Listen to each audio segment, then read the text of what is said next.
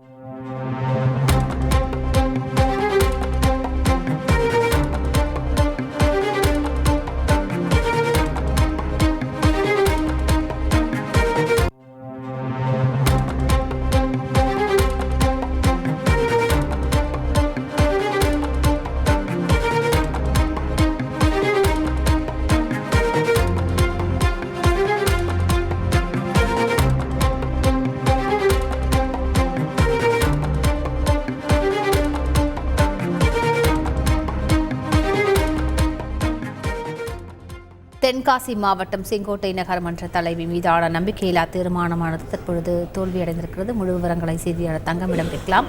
தங்கம், வணக்கம். இந்த விவகாரத்தின் முழு விவரங்களில். வணக்கம். தென்காசி மாவட்டம் செங்கோட்டை 24 வார்டுகள் கொண்டது. திமுக நகரமன்ற தலைவர் மீது நம்பிக்கையில்லா தீர்மானம் கோரி 19 கவுன்சிலர்கள் கையெழுத்திட்டு கடந்த டிசம்பர் மாதம் மனு அளித்தனர். இந்நிலையில் இந்த மனுக்கான விசாரணை தற்போது இன்று விசாரணைக்கு வந்தது. இந்நிலையில் இன்று செங்கோட்டை நகரமன்ற கூட்டரங்கில் வைத்து நடைபெற்று வந்த வாக்கெடுப்பில் மொத்தம் 24 கவுன்சிலர்கள் திமுக தவிர அதிமுக, பிஜேபி சேர்ந்த 13 கவுன்சிலர்கள் மட்டுமே பங்கெடுத்தனர். வாக்கெடுப்பின் போது பார்வையாளர்கள் மற்றும் ஊடகத்தினருக்கு கூட்டரங்கில் அனுமதி இல்லை என கூறப்பட்ட நிலையில் கவுன்சிலர்கள் அதற்கு எதிர்ப்பு தெரிவித்து வாக்குவாதத்தில் ஈடுபட்டனர். மேலும் 11:30 மணிக்கு தொடங்கிய வாக்கெடுப்பு 12 மணி வரை நடந்தது. நடப்பதற்காக காத்திருக்கப்பட்டது. மெஜாரிட்டியான கவுன்சிலர்கள் இல்லாததால் வெறும் 50% கவுன்சிலர்கள் மட்டுமே வந்ததால் ஆணையாளர் சுகந்தி நம்பிக்கையில்லா தீர்மானம் தோல்வியடைந்ததாக அறிவித்தார். இதனால் கவுன்சிலர்கள் ஆணையரிடம் வாக்குவாதத்தில் ஈடுபட்டனர். இதனால் தற்போது பரபரப்பு ஏற்பட்டுள்ளது. முழு விவரங்களுக்கு நன்றி தங்கம்.